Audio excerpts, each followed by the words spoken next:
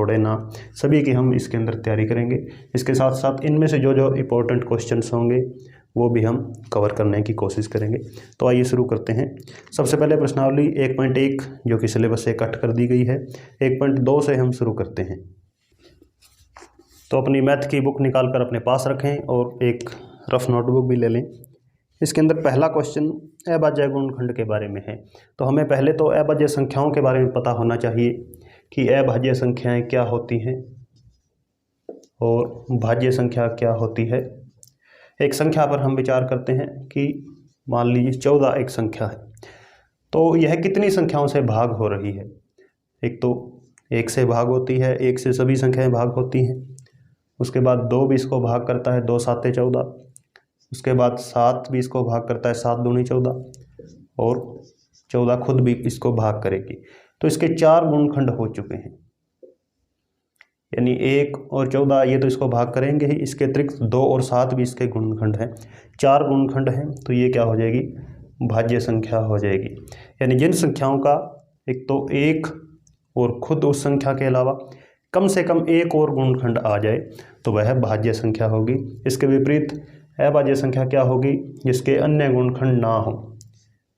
जैसे 13 है, 13 को 1 भाग करता है और खुद 13 भी इसको भाग करती है। इसके अतिरिक्त इनका कोई गुणनखंड नहीं है, तो इसका मतलब ये क्या हो जाएगी, अभाज्य संख्या हो सकती है, होगी।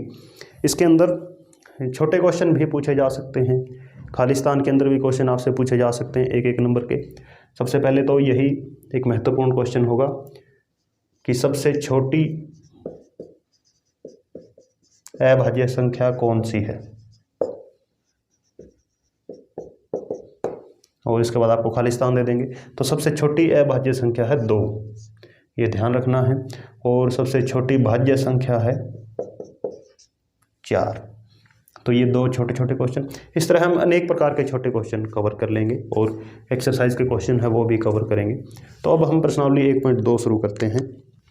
1.2 का पहला क्वेश्चन है, निम्नलिखित संख्याओं को अभाज्य गुणनखंडों के गुणनफल के रूप में व्यक्त कीजिए। संख्याएं दे रखी हैं हमें 140। इसके पहले तो हम यानी अभाज्य गुणनखंड करेंगे, फिर उनके गुणनफल के रूप में इसी संख्या को व्यक्त कर देंगे। जिस तरह हम 10 है कोई संख्या, तो 10 को हम क्या लिख सकते हैं, 2 गुणा 5, तो 2 5 ये 10, और 10 के ये दोनों क्या हैं, अभाज्य गुणनखंड हैं। इसी तरह 140 के करने हैं, तो 140 को पहले हम रफ कार्य करेंगे।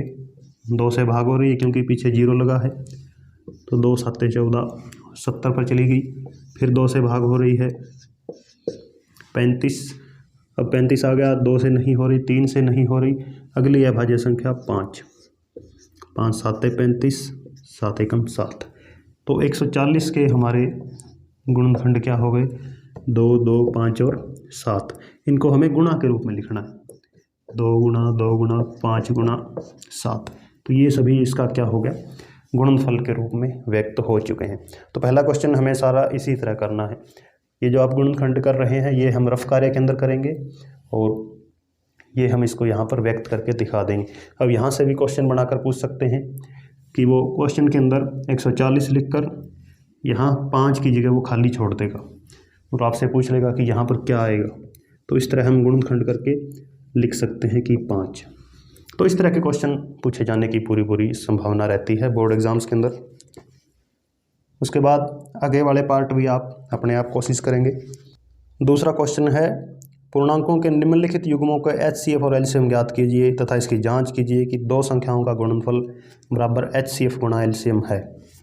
तो 2 पूर्णांक हमें दिए हैं पहले पार्ट के अंदर, 26 और 91, दोनों के हमें HCF और LCM ज्ञात करने हैं। उसके बाद जांच भी करनी है कि इन दोनों पूर्णांकों की गुणा और उनके HCF LCM की गुणा बराबर है या नहीं। तो चेक करते हैं, पहले इनका HCF निकालते हैं। 26 के गुणनखंड करेंगे, 2 13 1, 91 के करेंगे,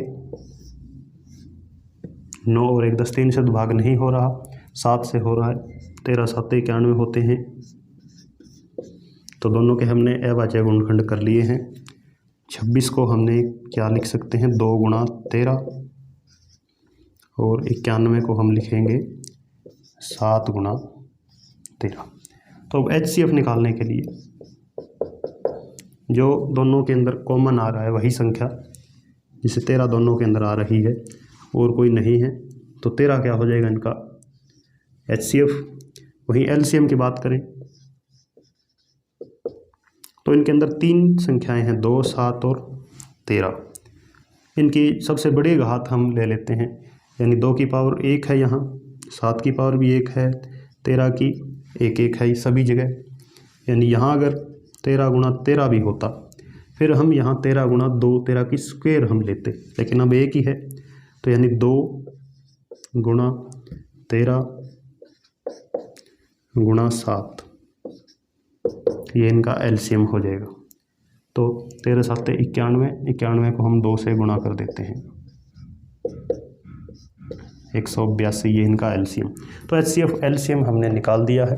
अब हमें चेक करना है कि इन दोनों की गुणा जो दो संख्याएं हैं और HCF और LCM की गुणा बराबर है या नहीं। तो पूर्णांकों का गुणनफल क्या होगा, 26 को मैं 91 से गुणा कर देता हूँ, 26 एकम 26 हासिल 2, 26 में 234 और 2 हो गए 236, 2366। HCF और LCM की गुणा 13 गुणा 182, 13 दुना 26 हासिल 2, 13 8 104 और 2 106 हासिल 10, 13 कम 13 और 10 23। तो ये भी 2366, ये भी 2366। तो हमारा जो पूछा है उसने वह क्या है, सत्य हमने सिद्ध कर दिया है। तो इसी तरह इसके आगे वाले पार्ट होंगे। तीसरा क्वेश्चन, अभाज्य गुणनखंड विधि द्वारा पूर्णांकों के HCF और LCM ज्ञात कीजिए। फिर से हमें HCF और LCM ज्ञात करने हैं और विधि लेनी है अभाज्य गुणनखंड विधि। इसका पहला पार्ट है 12, 15 और 21। तो पहला काम हम करेंगे, तीनों के अभाज्य गुणनखंड लेंगे, 2 छिक्के 12, 3 एकम 3, फिर 15, 3 5 15 और 5 एकम 5, 21, 3 7 21। तो हमने अभाज्य गुणनखंड कर लिए हैं। 12 के अभाज्य गुणनखंड क्या थे, 2 2 और 3। 15 के क्या थे, 3 गुणा 5। 21 के थे 3 गुणा 7। तो पहले HCF जो कॉमन होता है वही 3 यहाँ भी है, यहाँ भी है, यहाँ भी है। तो 3 एक बार है तीनों के अंदर, तो एक बार हम लिखेंगे। और कोई संख्या कॉमन नहीं है, साझी नहीं है, तो HCF क्या होगा, 3। वहीं LCM के लिए अभी हमने एक सवाल पीछे भी किया है कि जो सबसे बड़ी घातें हैं वही लेनी है, यानी 2 इसके अंदर 2 बार है, तो 2 की पावर 2 गुणा 3 एक बार है, यहाँ भी एक बार, यहाँ भी एक बार, तो एक बार ही हम लेंगे। 5 एक बार है, 7 भी एक बार, तो 2 दूनी 4, 4 3 12, 12 5 60, 60 7 420, ये इसका LCM हो गया। तो यदि क्वेश्चन के अंदर यदि कहे कि इनका LCM निकालो और अभाज्य गुणनखंड विधि, तो यही विधि हमें प्रयोग करनी होगी। यदि कोई विधि नहीं पूछी है, सीधा LCM पूछा है, तो एक तरीका और भी होता है इसका, जो कि हम सीधा ही कर सकते हैं, भाग विधि बोलते हैं इसको। 2 छिक्के 12, 15 और 21, फिर से 2 से भाग हुआ, 3 जो भाग नहीं होता वो खाली छोड़ देते हैं ऐसे ही, फिर 3 से भाग होगा, 1 5 7, 5 से होगा 1 1 7, फिर 7 से होगा। तो इन सब की गुणा हम कर देंगे, इतना ही आंसर इसके अंदर आएगा। तो ये भाग विधि होती है। इसके बाकी पार्ट्स भी इसी तरह होंगे। चौथा क्वेश्चन, HCF दिया है हमें 2 संख्याओं का, 2 संख्याएं हैं 306 और 657। HCF 9 है इन 2 संख्याओं का, इनका LCM हमें ज्ञात करना है। तो ये क्वेश्चन 2 नंबर के अंदर भी पूछा जा सकता है, 1 नंबर के अंदर भी और खालिस्तान के अंदर भी दे सकते हैं। तो HCF हमें दे रखा है, दो संख्याएं भी दे रखी। तो हमने सेकंड सवाल के अंदर चेक किया था कि दो संख्याओं का गुणनफल HCF और LCM के गुणा के बराबर होता है, यानी ये दो संख्याएं इनकी गुणा किसके बराबर होगी, दोनों संख्याओं के HCF और LCM के। तो 306 गुणा 657, HCF हमें दे रखा है 9, LCM हम ज्ञात करेंगे। तो 9 को इनके यहाँ गुणा में है LCM के साथ, तो बराबर से इधर आएगा तो बटे के अंदर आ जाएगा, बराबर LCM 9 से ये कटेगा, 9 एकम 9, 9 तिये 27, 3 36, 9 चौके 36। तो 34 और 657 को गुणा करेंगे, वही हमारा क्या होगा, LCM। तो इस तरह क्वेश्चन भी आ सकते हैं। पांचवा क्वेश्चन, जांच कीजिए कि क्या किसी प्राकृत संख्या n के लिए संख्या 6n शून्य अंक शून्य पर समाप्त हो सकती है। एक संख्या है 6 की पावर n। क्वेश्चन के अंदर पूछ रहा है कि n के किसी मान के लिए, यानी n की जगह हम 1 रखें तो 6 की पावर 1 बराबर 6, 2 रखें 6 की स्क्वायर 36, 3 रखें 216। इस तरह हम रखते जाएं तो क्या कोई ऐसा अंक आ सकता है n की जगह कि जो संख्या यहाँ पर 6 पर ख़त्म हो रही, यहाँ भी 6, यहाँ भी 6, यानी पीछे वाला अंक शून्य आ सकता है या नहीं, ये हमें चेक करना है। तो निश्चित ही 6 की किसी भी अंक के लिए, 6 की किसी भी पावर n के लिए शून्य पर समाप्त नहीं होती। क्यों नहीं होती? क्योंकि जो भी संख्याएं 0 पर समाप्त होती हैं, जैसे 10, 40, 100, 200, जो 0 पर समाप्त होती हैं, ये सभी क्या 5 से भाग होती हैं। एक चीज़ इनके अंदर कॉमन होती है कि ये 5 से डिवाइड होंगी ही होंगी। लेकिन 6 के जो गुणनखंड होते हैं वे क्या होते हैं, 2 और 3। तो इनके अंदर 5 नहीं है।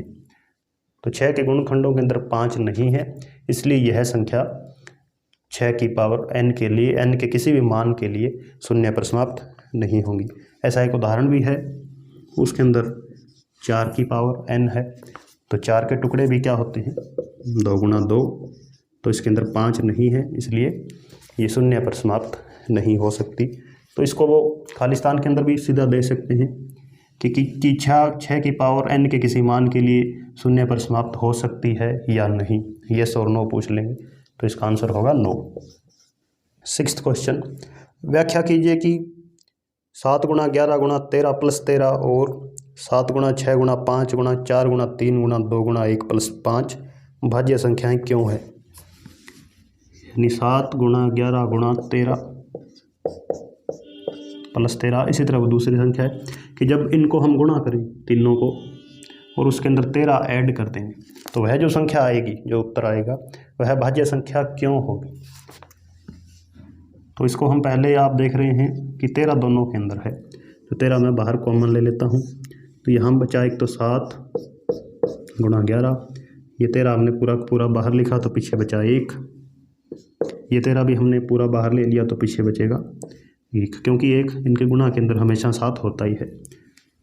तो आप देख रहे हैं 13, 11 7 77 प्लस 1 13 और 78। तो इनका उत्तर जो भी आएगा XYZ जितना भी इसका उत्तर आएगा, तो उसके लिए यहाँ पर 2 गुणनखंड उसके हो चुके हैं। यानी जो भी संख्या आएगी उसके 2 गुणनखंड हो गए, तो 13 और 1 78, क्योंकि गुणा में है, दोनों गुणा में है। और किसी चीज़ के जब हम किसी संख्या के बराबर के अंदर कोई चीज़ लिख देते हैं, जैसे 10 को हम लिख देते हैं 2 गुणा 5, तो ये दोनों इसके क्या हो जाते हैं, गुणनखंड।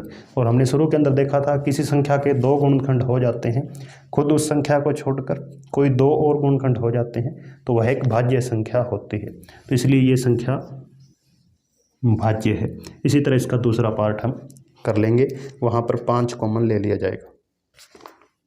7वां क्वेश्चन, किसी खेल के मैदान के चारों ओर एक वृत्ताकार पथ है। इन खेल के मैदान, उसके चारों ओर एक ट्रैक बना हुआ है, सर्कुलर है। इसका एक चक्कर लगाने में सोनिया को 18 मिनट लगते हैं। यानी वो यहाँ से शुरू कर 18 मिनट के अंदर वापस यहीं आ जाती है सोनिया। इसी मैदान का चक्कर लगाने में रवि को 12 मिनट लगते हैं। रवि वापस यहीं आएगा, वो केवल 12 मिनट के अंदर ही आ जाएगा। मान लीजिए कि दोनों एक ही स्थान पर एक ही समय पर चलना प्रारंभ करके एक ही दिशा में चलते हैं, तो कितने समय बाद वापस मिलेंगे। तो पहले हम देख रहे हैं कि जब पहला चक्कर शुरू करेंगे दोनों इसी पॉइंट से, तो 18 मिनट बाद यह यहीं आ जाएगा सोनिया, जबकि रवि उसने 12 मिनट में चक्कर कर लिया, 18 मिनट होते तो वो और आगे चला जाएगा।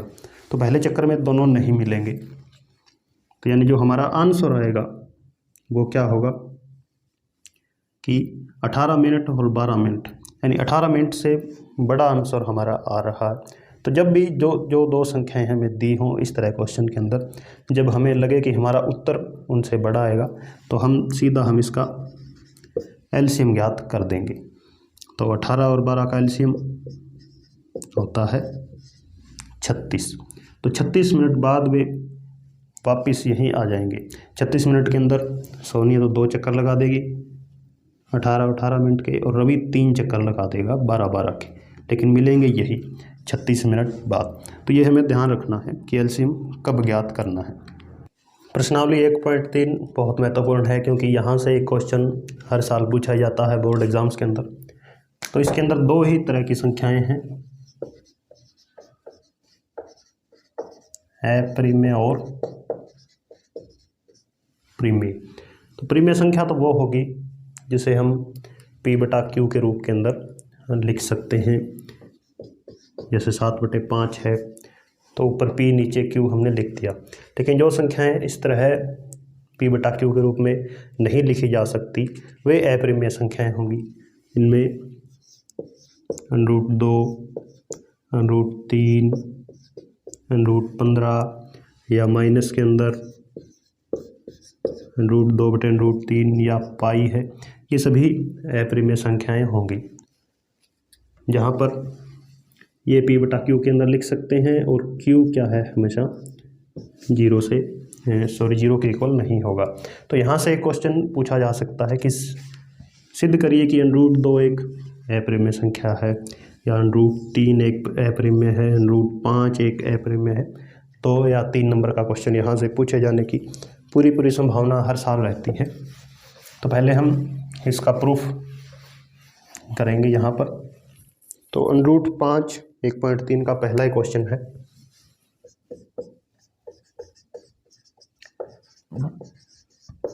सिद्ध कीजिए कि √5 एक अप्रिमेय संख्या है। तो इसको हम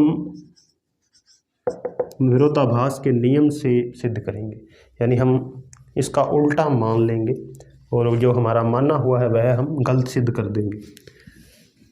तो हम मान लेते हैं कि माना √5 एक प्रिमेय संख्या है।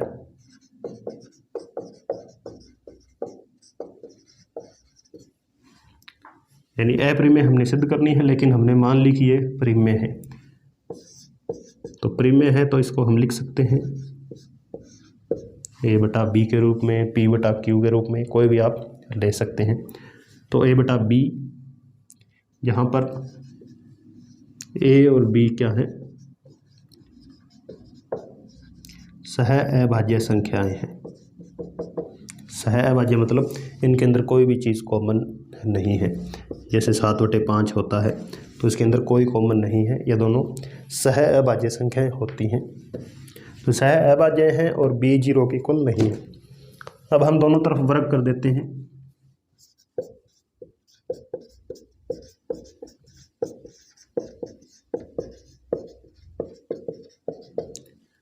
तो √5 का वर्ग और इधर a/b का वर्ग हमने कर दिया। √5 का स्क्वायर से रूट कैंसिल हो जाएगा, केवल 5 ही बचेगा, और ये क्या हो जाएगा a²/b²। b² यहाँ आएगा 5 के साथ, तो 5 के साथ गुणा के अंदर ये आ जाएगा, तो 5b² बराबर a²। अब यहाँ से एक चीज़ हमें समझने की आवश्यकता है कि किसी भी जब हम दो संख्याओं को बराबर के अंदर लिखते हैं और इधर कोई दो संख्याएं गुणा के अंदर हो, जैसे हम लिखते हैं 12 बराबर 4 गुणा 3, तो इसका मतलब क्या हुआ कि 4 भी 12 का एक गुणनखंड है और 3 भी 12 का एक गुणनखंड है। तो यहाँ पर 5 भी ए स्क्वायर का गुणनखंड है और बी स्क्वायर भी ए स्क्वायर का गुणनखंड है। तो यहाँ हम लिखेंगे 5 ए स्क्वायर को विभाजित करता है, गुणनखंड है तो विभाजित करेगा। 5 ए स्क्वायर को विभाजित करता है, 5 ए स्क्वायर को करता है तो 5 ए को भी विभाजित करेगा।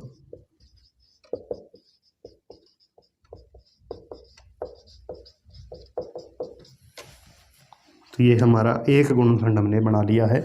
हमने क्या माना था कि ए और बी के बीच कोई साझा गुणनखंड नहीं है, दोनों सह अभाज्य हैं, लेकिन यहाँ पर 5 ए को विभाजित कर रहा है, यानी 5 ए का गुणनखंड है। तो आधा सवाल हमारा यहाँ हो चुका है। अब हम लिख सकते हैं, क्योंकि 5 ए का गुणनखंड है तो ए बराबर हम 5c लिख सकते हैं, जहाँ पर c कोई पूर्णांक है।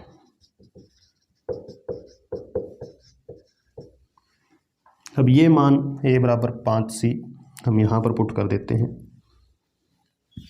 तो 5 बी स्क्वायर बराबर क्या था, ए स्क्वायर। ए स्क्वायर की जगह हम ए की जगह क्या लिख देंगे, 5c और ऊपर स्क्वायर। तो 5 बी स्क्वायर, ए स्क्वायर खोलेंगे तो 25 सी स्क्वायर। ये 5 यहाँ गुणा में है तो इधर डिवाइड के अंदर आएगा। तो बी स्क्वायर बराबर क्या बचेगा, 25/5 सी स्क्वायर, ये कैंसिल हो जाएगा।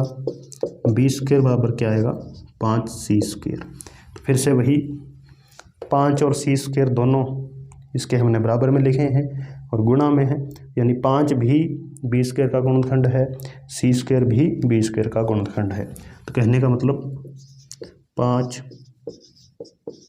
बी स्क्वायर को विभाजित करता है, तो 5 बी को भी विभाजित करेगा। तो 5 यहाँ ए को विभाजित कर रहा था, यहाँ आ गया 5 बी को विभाजित कर रहा है। तो 5 दोनों का साझा गुणनखंड हो गया। लेकिन हमने माना था कि ए और बी के अंदर कोई भी साझा गुणनखंड नहीं है।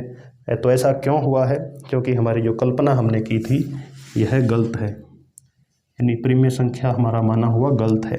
तो इससे सिद्ध होता है कि √5 एक अपरिमेय संख्या है। तो इस तरह ये क्वेश्चन आपने करना है, इंपॉर्टेंट क्वेश्चन है, आने के पूरे चांसेस हैं 3 नंबर के अंदर या 5 नंबर का भी दे सकते हैं। तो यहाँ पर पेपर के अंदर √3 भी पूछ सकते हैं या √2 भी। तो इसके अंदर भी आपने यही करना होगा कि इस तरह मानने के बाद वर्ग करना होगा और एक गुणनखंड यहाँ से आएगा। फिर यहाँ पर 5c लिया है, वहाँ पर √3 वाले सवाल के अंदर 3c ले लेंगे, √2 वाले के अंदर 2c, आगे सेम रहेगा। दूसरा क्वेश्चन सिद्ध कीजिए कि 3 + 2 √5 एक अपरिमेय संख्या है।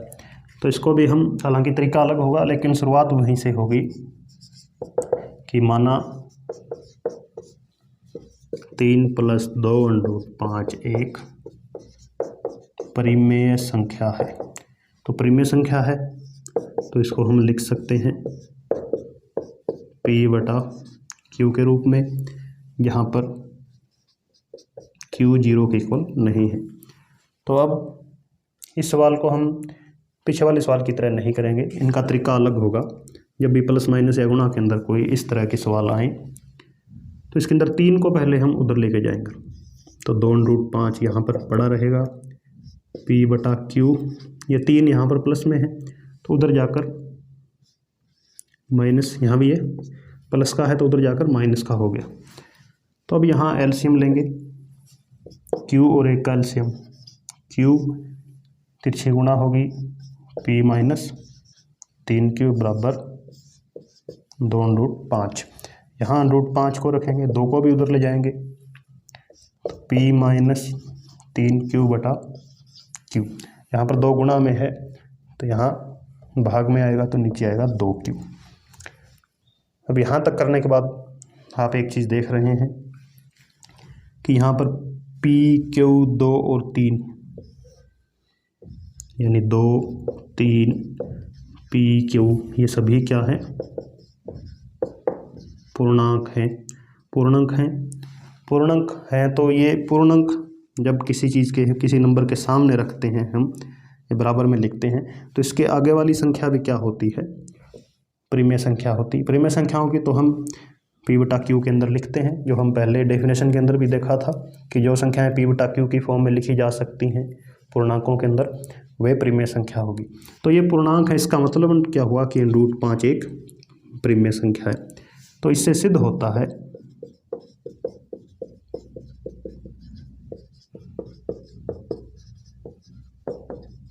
कि √5 एक परिमेय संख्या है। तो हमने क्या सिद्ध कर दिया कि √5 एक परिमेय संख्या है। लेकिन असल के अंदर √5 क्या होती है, अपरिमेय होती है, हम जानते हैं। लेकिन वास्तव में √5 एक अपरिमेय संख्या है। तो हमारे पास क्या आ गया, एक विरोधाभास उत्पन्न हो गया कि √5 तो अपरिमेय होती है, लेकिन हमने सिद्ध कर दी परिमेय, तो एक विरोधाभास उत्पन्न हुआ। यह क्यों उत्पन्न हुआ है, क्योंकि हमने जो ये माना था यह गलत हमने मान लिया है। तो इसलिए 3 + 2 √5 एक अपरिमेय संख्या है। तो इस तरह इसको सिद्ध करना है। जो तीसरा क्वेश्चन है वो भी इसी तरह सिद्ध करेंगे। √ वाली संख्या एक तरफ रखेंगे, बाकी सभी दूसरी तरफ ले जाकर उनको पूर्णांक बनाकर परिमेय सिद्ध कर देंगे। इनको वो छोटे क्वेश्चन के अंदर भी पूछ सकता है कि सीधा पूछ लेगा कि 3 + 2 √5 क्या है, परिमेय है या अपरिमेय है। तो हम जानते हैं कि √5 एक अपरिमेय है, और अपरिमेय संख्या को हम कोई परिमेय के अंदर जोड़ दें तो भी वो अपरिमेय ही रहती है। अपरिमेय को हम किसी से गुणा कर दें तो भी वो अपरिमेय ही रहती है। यानी परिमेय और अपरिमेय जहाँ भी जुड़ेंगी, घटेंगी, भाग में या गुणा में, उसका आंसर हमेशा अपरिमेय ही आएगा। तो ये प्रश्नावली 1.3। 1.4 के अंदर 1 नंबर का क्वेश्चन पूछा जा सकता है कि आपको कोई संख्या दे देंगे,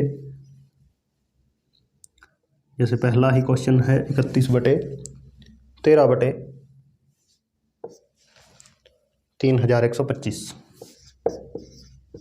किसको जब हम भाग करेंगे तो हमारा दशमलव प्रसार है क्या, वो चलता ही जाएगा या रुक जाएगा। रुक जाएगा तो शांत होगा, चलता ही रहे तो अशांत होता है। तो इसको हमें भाग देकर नहीं देखना है, सीधा ही बताना है। तो कहने का मतलब कि हम नीचे वाले के गुणनखंड करेंगे। 3 और 1 4, 2 6 और 5 11। 3 से भाग नहीं हो रहा तो 5 से होगा।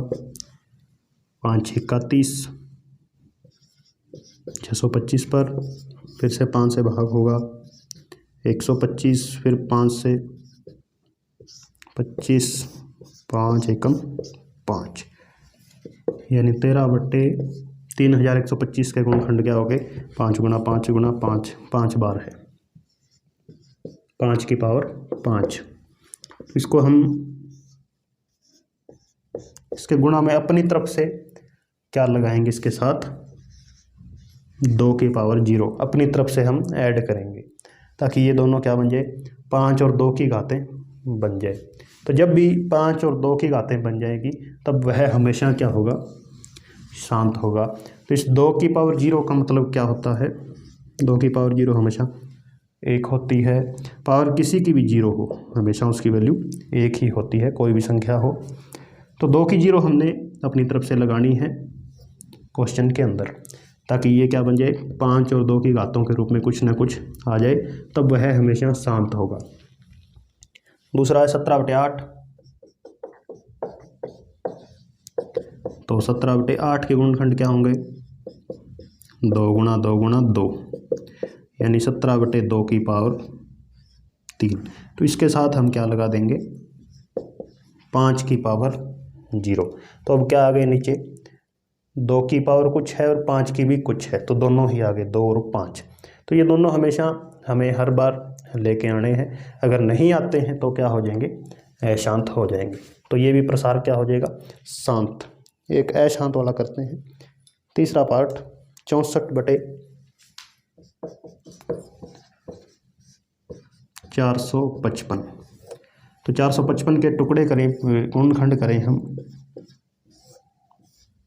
5 से भाग होगा 91 पर, 7 से होगा 13 पर, 13 एकम 13, यानी 64/5 गुणा 7 गुणा 13।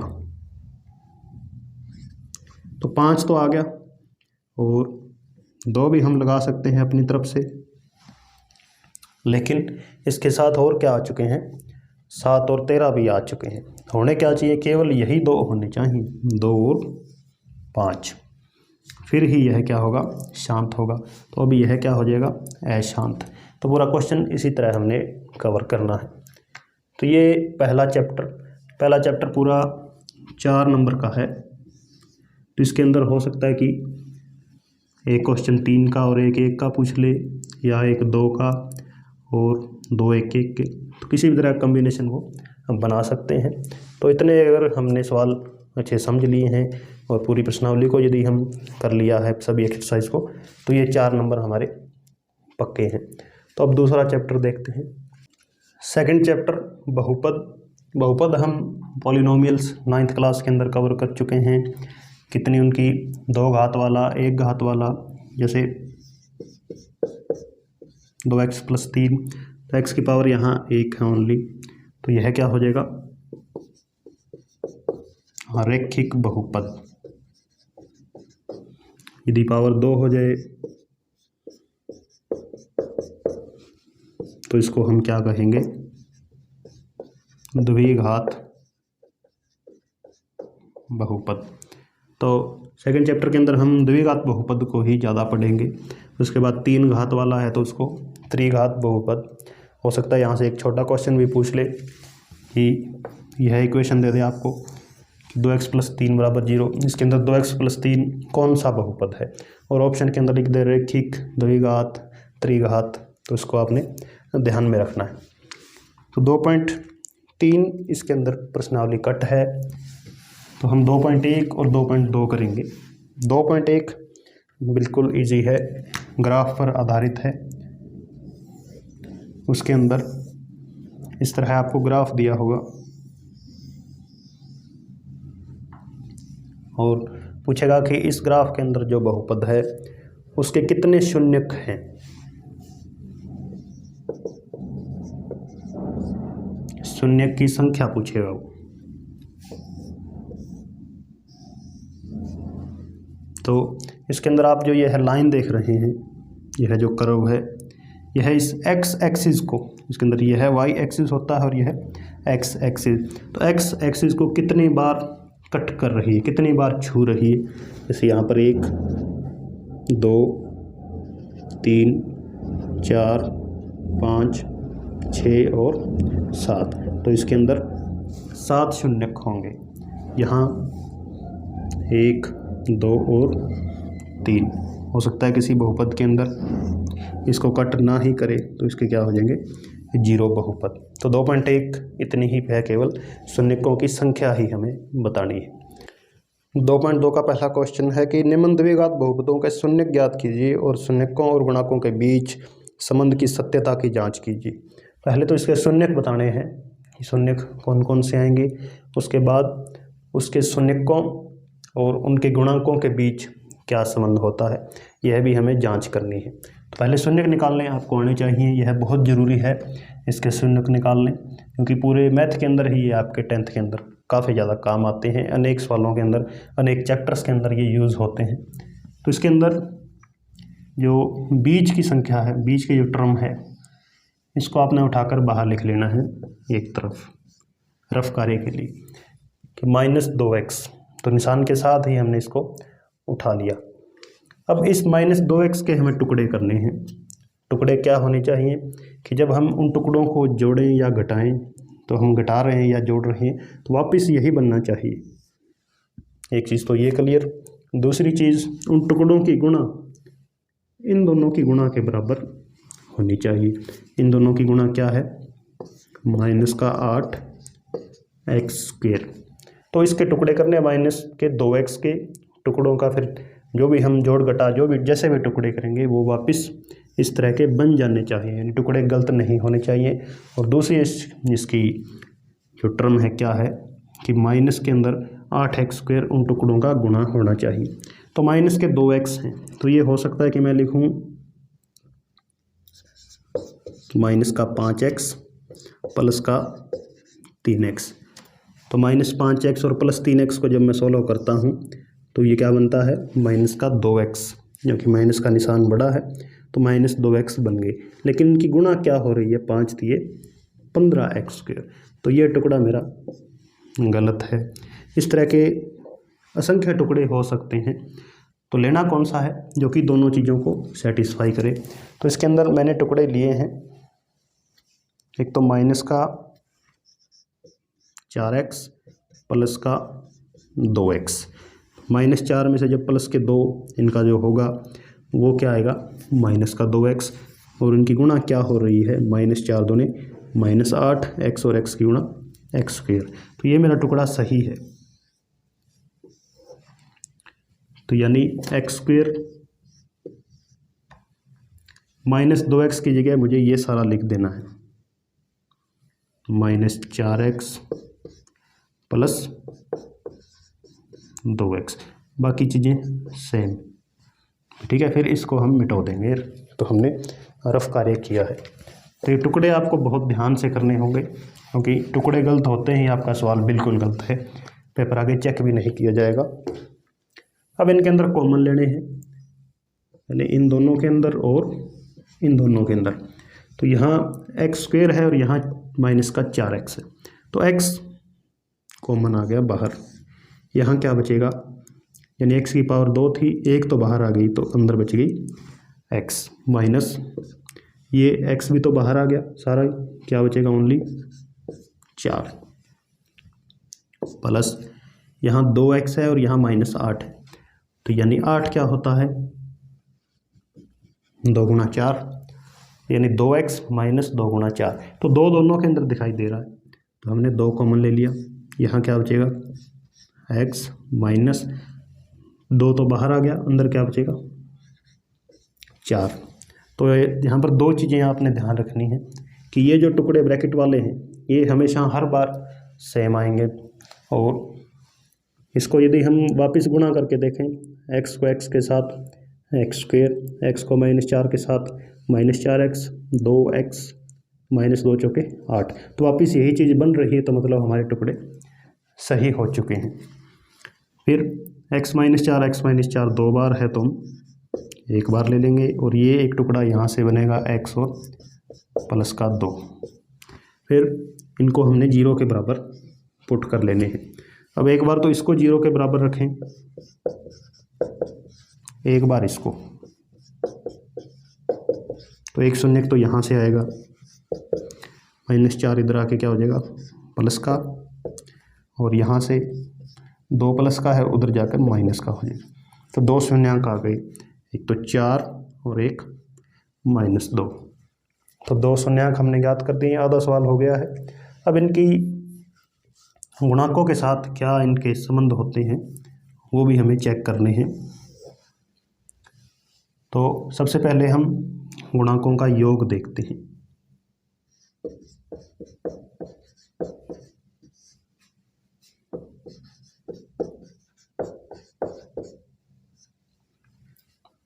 शून्यकों का योग आएगा।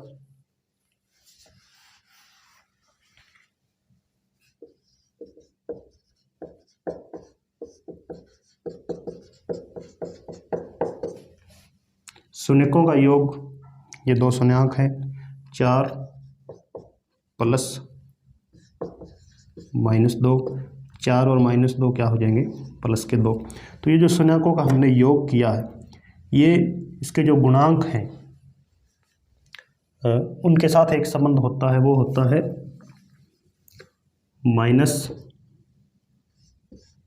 -x का गुणांक अपॉन एक्स स्क्वेयर का गुणांक,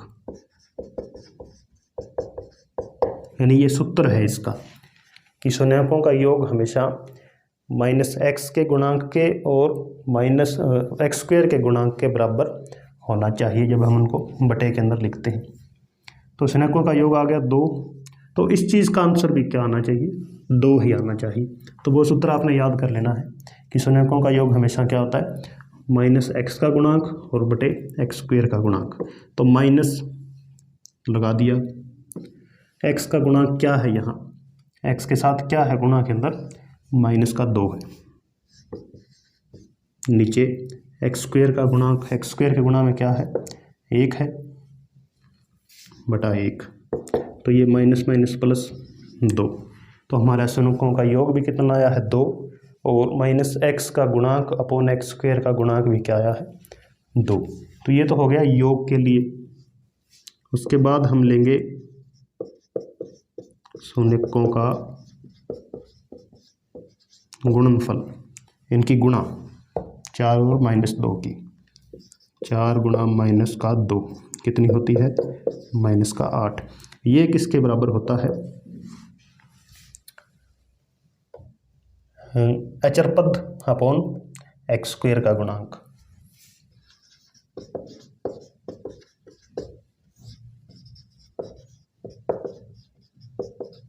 यानी अचरपद क्या होता है, जो इसके साथ कोई एक्स वाई जेड या कुछ नहीं है। तो ये अचरपद क्या है हमारा, माइनस का 8 और एक्स स्क्वेयर का गुणांक क्या है, 1। तो माइनस 8 बटा 1 क्या होता है, माइनस 8। तो ये भी हम देख रहे हैं कि बराबर आ गए दोनों, ये भी बराबर आ गए। तो इसका मतलब हमने जो जांच की है वो हमारी सही है। तो 2.2 का पहला क्वेश्चन सारा इसी तरह है, सबके अंदर टुकड़े करके आपको दिखाने हैं 2, उसके बाद 2 शून्याङ्क निकलेंगे और फिर उनकी हमें जांच कर देनी है। तो यहाँ से भी छोटा क्वेश्चन पूछा जा सकता है कि जैसे हमने भी सवाल किया है कि x square minus 2x minus 8 बराबर 0, इसके शून्यकों का योग बताओ, या पूछ लेंगे शून्यकों का गुणनफल बताओ, या पूछ लें कि एक शून्यक ये है तो दूसरा शून्यक क्या होगा। तो इसी तरह हम उसके टुकड़े करने के बाद दोनों शून्यक ज्ञात कर सकते हैं। फिर जो भी क्वेश्चन के अंदर पूछ रहा है उसको हम आसानी से सोल्व कर लेंगे। दूसरा क्वेश्चन, दूसरे के अंदर द्विघात बहुपद ज्ञात कीजिए, शून्यकों का योग और गुणनफल हमें दे रखा है। जैसे पहले के अंदर 1/4 और -1, यानी ये चीज़ है जो 1/4, ये तो जो द्विघात बहुपद हम बनाएंगे उसके जो शून्यक होते हैं उनका योग है और इधर वाला उनका गुणनफल है। तो इस तरह के सवालों को करने के लिए एक बिल्कुल ही आसान सा सूत्र होता है कि x square minus x plus बराबर 0। यानी यहाँ पर हम लिखेंगे ये चीज़ जो शून्यकों का योग है और यहाँ लिखेंगे जो गुणनफल है। ये हमारी बहुपद बन गई। तो प्रत्येक सवाल के अंदर हम इसी तरह आसानी से बिल्कुल बना सकते हैं। जैसे दूसरे पार्ट के अंदर √2 और 1/3 है,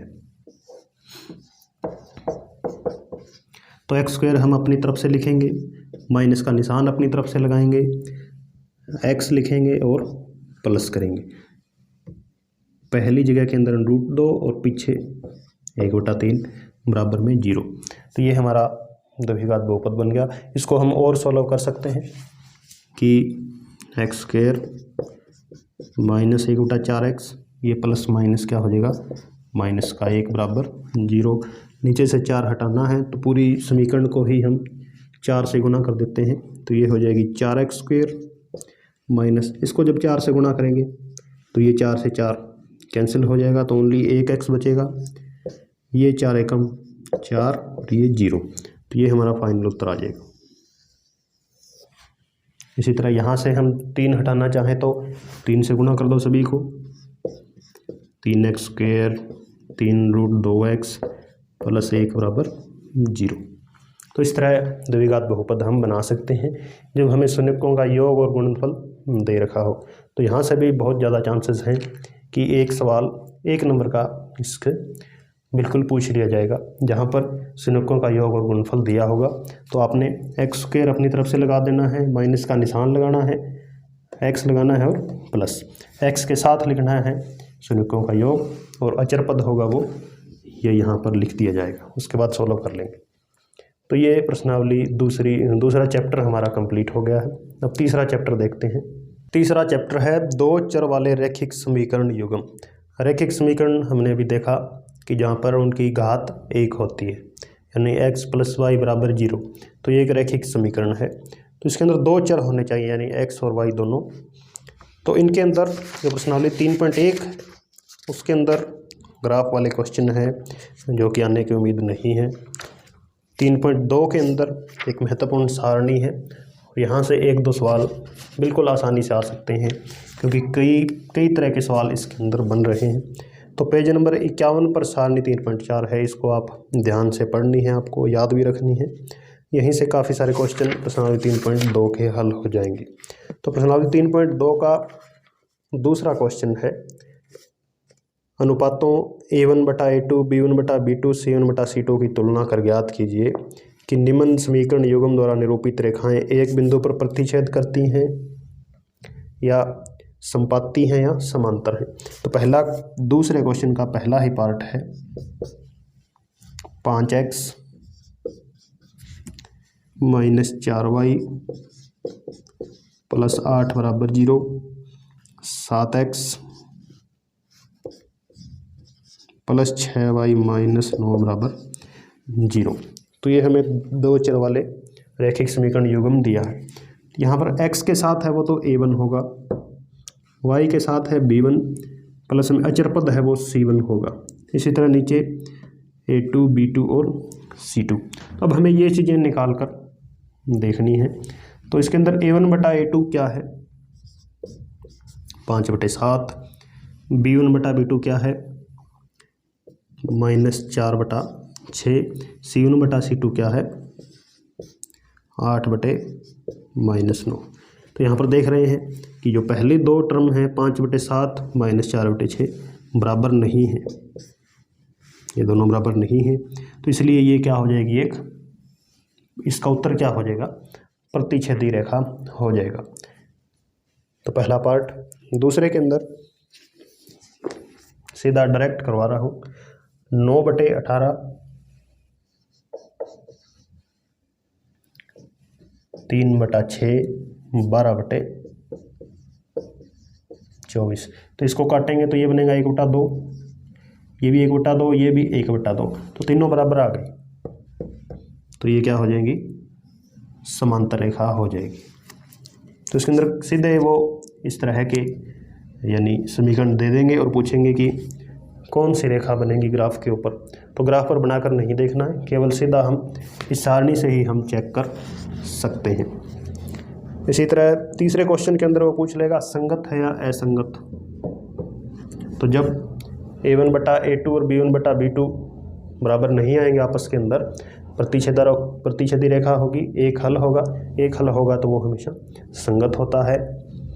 यदि तीनों ही बराबर आ जाएं तो संपाती रेखाएं होंगी ग्राफ के ऊपर, अनेक हल होंगे अपरिमित रूप से, काफ़ी सारे हल होंगे, तब भी कि वह क्या होगी, संगत युग्म कहलाएगा। लेकिन जब तीनों ही यहाँ पर एक जो ग्राफ के अंदर ये चीज़ है वो बराबर नहीं आएगी, तब समांतर रेखा होगी। तो दूसरे के अंदर यदि तीनों ही बराबर आ जाएं तो संपाती रेखा होगी, अनेक हल और संगत हो जाएगा युग्म। यदि तीसरा ये सिचुएशन बनती है, यानी पहले दो बराबर आ जाएं, तीसरा बराबर नहीं है, तब समांतर रेखाएं होंगी, बिल्कुल साथ साथ चलेंगी, तो कहीं भी प्रतिच्छेद नहीं होगा, तो कोई हल नहीं होगा, तब वह असंगत युग्म कहलाएगा। तो ये 3.2 के अंदर ये जो दूसरा, तीसरा, चौथा सवाल है, ये आपको इस समीकरण, ये जो टेबल है आपकी बुक के अंदर दी गई है, इसको देखकर आपको हल करना होगा। तो यहाँ से एक क्वेश्चन या दो क्वेश्चन छोटे छोटे बिल्कुल पूछे जाने की संभावना है, तो इसकी आप पूरी तैयारी रखें। उसके बाद प्रश्नावली 3.3 प्रतिस्थापन विधि है।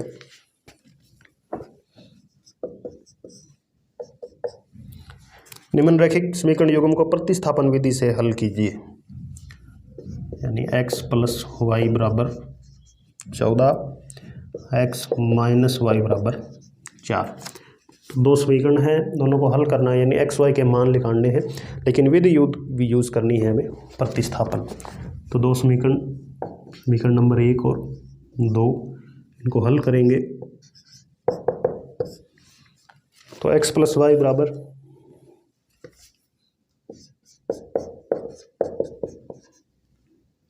अब यहाँ से या तो x का मान निकाल लेते हैं या y का, यानी दोनों में से एक टर्म को हम उधर लेकर चले जाएंगे। तो x को हम यहीं छोड़ देते हैं, y को उधर लेकर जाएंगे तो वो क्या हो जाएगी 14 माइनस वाई। तो x का मान क्या आ गया 14 माइनस वाई। इसी मान को हमने प्रतिस्थापित करना है समीकरण नंबर 2 के अंदर, क्योंकि समीकरण 1 से तो हमने ये मान निकाला है। यहाँ पर लिखेंगे समीकरण 1 से। अब ये मान, तो x का मान समीकरण 2 में प्रतिस्थापित करने पर, तो x का मान यहाँ रखेंगे समीकरण 2 के अंदर। समीकरण 2 क्या थी, x माइनस वाई बराबर 4। x की जगह ये लिखना है सारा, तो ये हो जाएगी 14 माइनस वाई। यहाँ क्या है माइनस वाई बराबर 4। तो ये 14 यहाँ पर प्लस का है, उधर जाकर माइनस का होगा। माइनस वाई और माइनस वाई माइनस के 2 वाई हो गए, तो 4 माइनस 14 माइनस के 2 वाई। 4 में से 14 जब हम माइनस करते हैं तो माइनस का 10, तो माइनस माइनस प्लस 2 यहाँ पर y के गुणा में है, y बराबर क्या आएगा 10/2। y का मान 5 आ गया। x का मान और हमें निकालना है। इस y का मान 5 समीकरण 1 में रख सकते हैं, 2 में, या इसको 3 मानो, 3 में कहीं भी आप रख सकते हैं। x का मान आएगा, तो यहाँ पर 3 में रखने पर x बराबर 14 माइनस वाई की जगह 5, तो वह x का मान आ गया 9। तो इस तरह ये हमारी प्रतिस्थापन विधि होती है। यदि पेपर के अंदर कहे कि प्रतिस्थापन विधि ही यूज़ करनी है, तब हमें इसी तरीके से करना होगा। यानी दोनों समीकरण में से जो भी आपको आसान लगे, समीकरण छोटी लगे, वहाँ से कोई भी एक टर्म को उठाकर दूसरी तरफ ले जाना है। फिर जो मान आए उसको दूसरे समीकरण के अंदर, यानी जो हमने यूज़ नहीं की उसके अंदर प्रतिस्थापित कर देनी है। दूसरा क्वेश्चन काफ़ी इम्पोर्टेंट है। 2x प्लस 3y बराबर 11 और 2x माइनस 4y बराबर माइनस का 24। इसे हल करना है, m का मान भी याद करना है, ताकि y बराबर क्या हो जाए mx प्लस 3। ये एक सिचुएशन है जो लास्ट में हमें सॉल्व करनी है। तो दो समीकरण हैं, यहाँ से ये हो गई समीकरण नंबर 1 और ये हो गई दूसरी। इस समीकरण को हम छोटी कर सकते हैं, क्योंकि 2 से भाग हो रही है, तीनों संख्या 2 भी 4 भी 24 ही। तो जो 2 से भाग करने पर ये बचेगा x माइनस 2y माइनस का 12। तो ये हो गई समीकरण नंबर 2।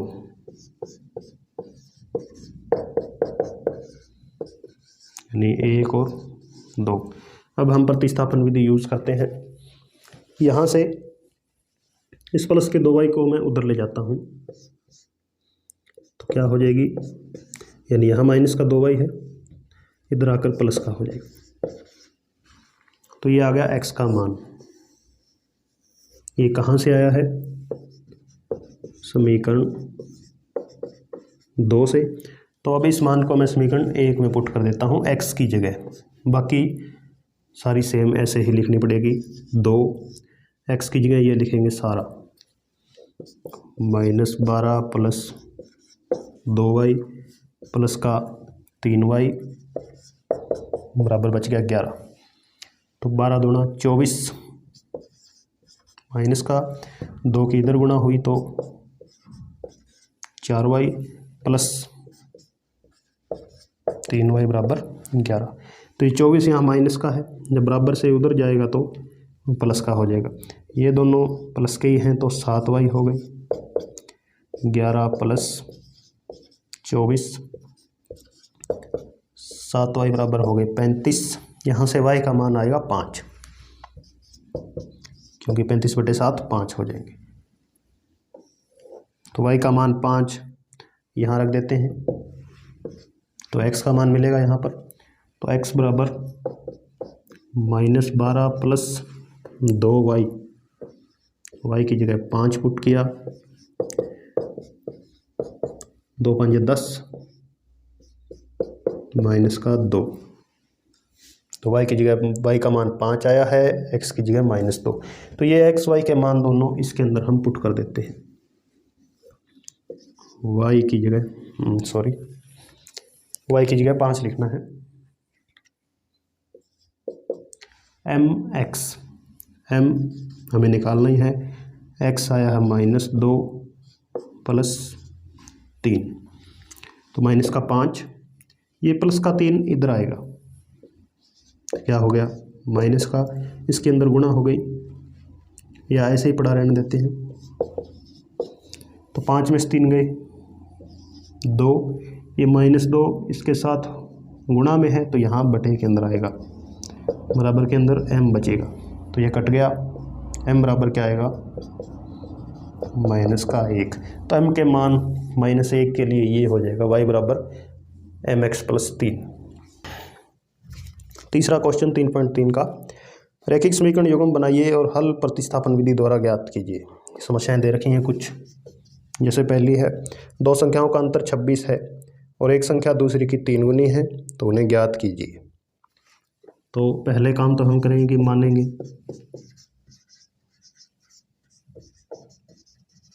माना पहली संख्या x और दूसरी हम मान लेते हैं y। तो अब प्रश्नानुसार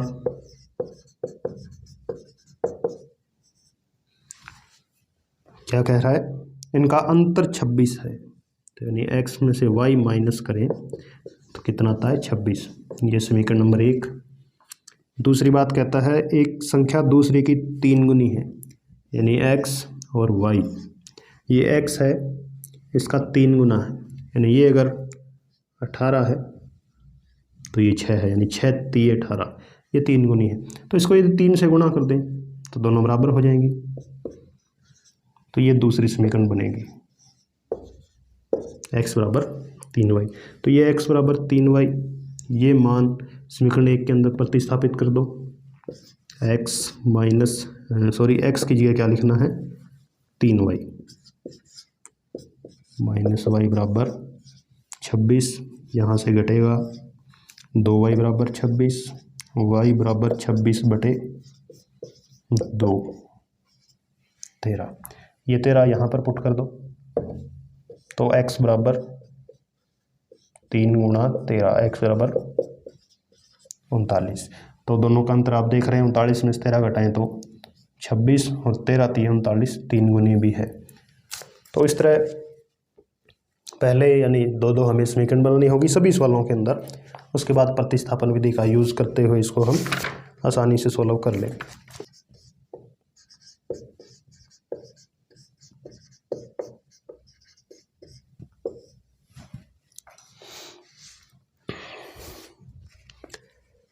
पहला क्वेश्चन, x + y = 5,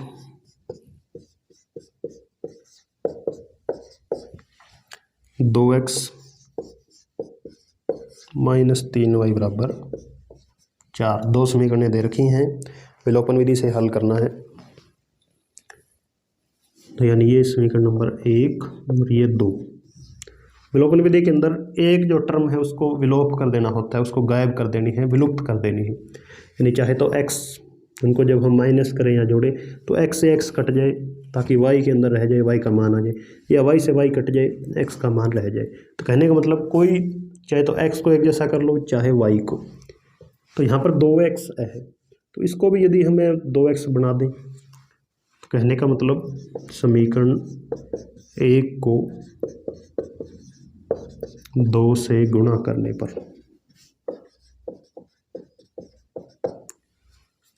तो 2 से गुणा करने पर ये क्या हो गया 2x, ये क्या हो जाएगा 2y, ये क्या हो जाएगा 10। समीकरण 2 वैसे की वैसे पड़ी रहने देते हैं। अब हम इसको माइनस कर देंगे ताकि ये इसके साथ कट जाए। तो माइनस करते हैं तो लिखेंगे हम, इसको बना देते हैं समीकरण 3 और ये हमारी 2 थी। समीकरण 3 में से 2 घटाने पर तो ये प्लस की है माइनस हो जाएगी, ये माइनस है तो प्लस होगी, ये प्लस है तो माइनस, तो प्लस माइनस कट जाएंगे आपस के अंदर। प्लस का 2y, अब ये प्लस का 3y, 5y हो गए प्लस के, 10 में से 4 गए 6, y बराबर क्या आएगा 6/5। तो y का मान हमने निकाल लिया। अब y का मान 6/5 समीकरण 1 के अंदर हम पुट कर देते हैं, क्योंकि सबसे आसान समीकरण यही लग रही है। तो x प्लस y है, यहाँ पर y की जगह क्या लिखेंगे 6/5 बराबर में 5। इस 6/5 को हम उधर लेकर जाएंगे तो माइनस का हो जाएगा। एलसीएम लेकर हम जब इसको घटाएंगे 5 और 1 का एलसीएम 5, जब एलसीएम दोनों की गुणा होता है तब तिरछी गुणा होती है। 25 - 6 x बराबर 19/5। तो 6/5 और 19/5 ये इसके उत्तर आ गए। तो यहाँ हम एक तो ये तरीका हो गया कि हमने x के टर्म एक जैसे कर ली, यहाँ y भी हम एक जैसे कर सकते थे। जैसे समीकरण 1 को हमने 2 से गुणा की है, यदि हम -3 से गुणा कर देते तो ये -3x, ये -3y। तो ये विलोपन विधि है। पेपर के अंदर जो भी विधि पूछे उसी से करना है। यदि कोई विधि नहीं पूछी है तो जो आपको अच्छी लगे उसे आप कर सकते हैं। जैसे कि ऐसे 2 समीकरण है, यदि आपके पास बन जाए कोई सवाल को सॉल्व करते समय और पेपर के अंदर पूछा हो कि हल करो सीधा, तो आप इस विधि से कर सकते हैं, मान प्रतिस्थापित भी कर सकते हैं। तो ये 3.4 के अंदर आपने विलोपन विधि का ही यूज़ करना है, लेकिन पेपर के अंदर भी आपने ध्यान रखना है कि कौन सी पूछी है वही यूज़ कर सकते हैं। तो 3.5 प्रश्नावली कट है। 3.4 के बाकी क्वेश्चन इसी तरह आप कर सकते हैं। कुछ एक जो शाब्दिक समस्याएं हैं वो भी आप हल कर सकते हैं। उनके अंदर जो अंकों को पलटने वाली संख्या जो क्वेश्चन है वो बहुत इंपॉर्टेंट है, वो आपने अलग से करना है। और एक उदाहरण भी इस तरह का आपको दे रखा है।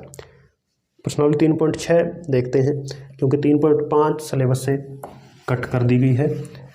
उसके अंदर वज्र गुणन विधि थी, वो आपके अब की बार सिलेबस के अंदर नहीं है। 3.6 से एक क्वेश्चन आने की पूरी गुंजाइश है पहले क्वेश्चन में से, तो वो हम देख लेते हैं।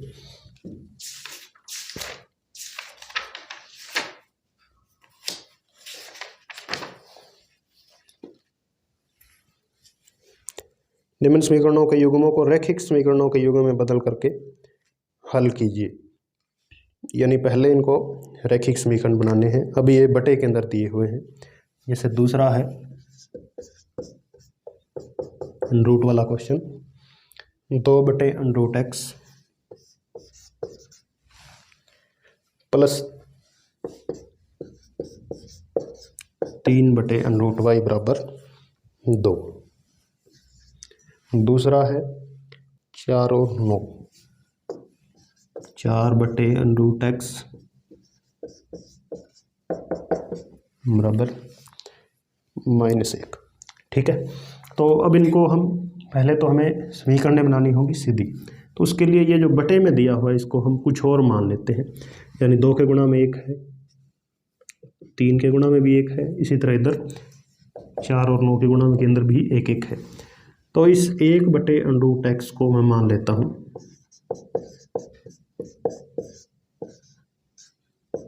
मैंने मान लिया m, और 1/√y को मान लिया n। तो अब ये क्या बन जाएगा 2 के साथ क्या 1/√x, इसको मैंने मान लिया m, तो ये 2m बन गया, प्लस ये 3n बन जाएगा बराबर 2। ये मेरी समीकरण नंबर 1 हो गई। इसी तरह उधर 4m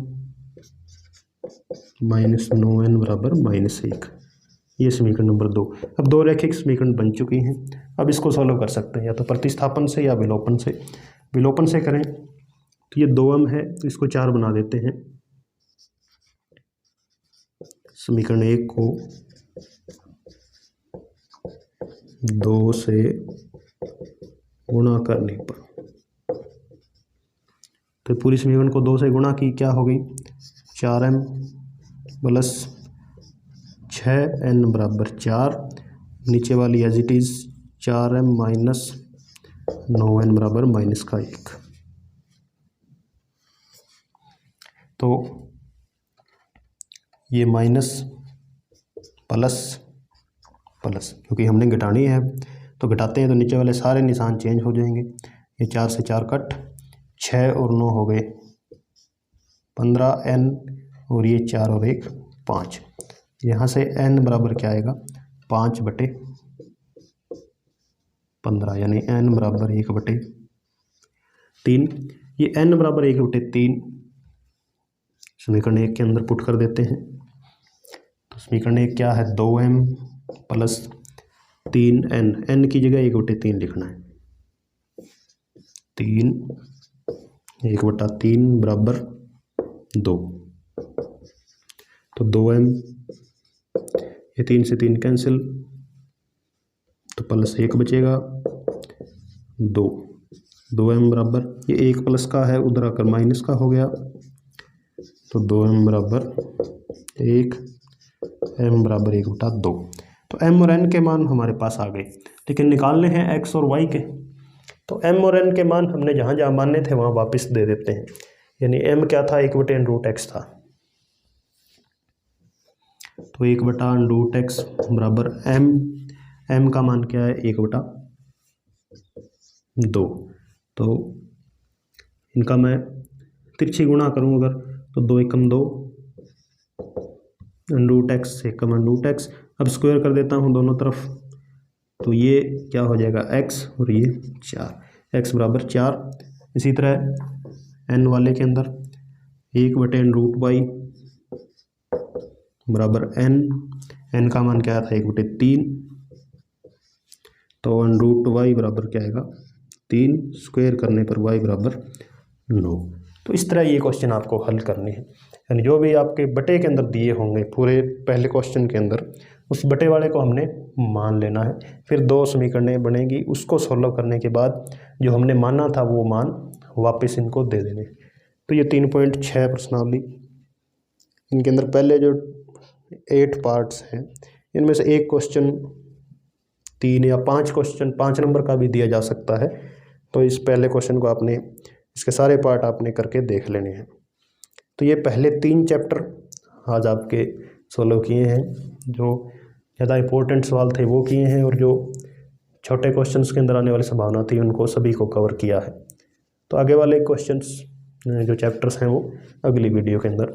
थैंक यू।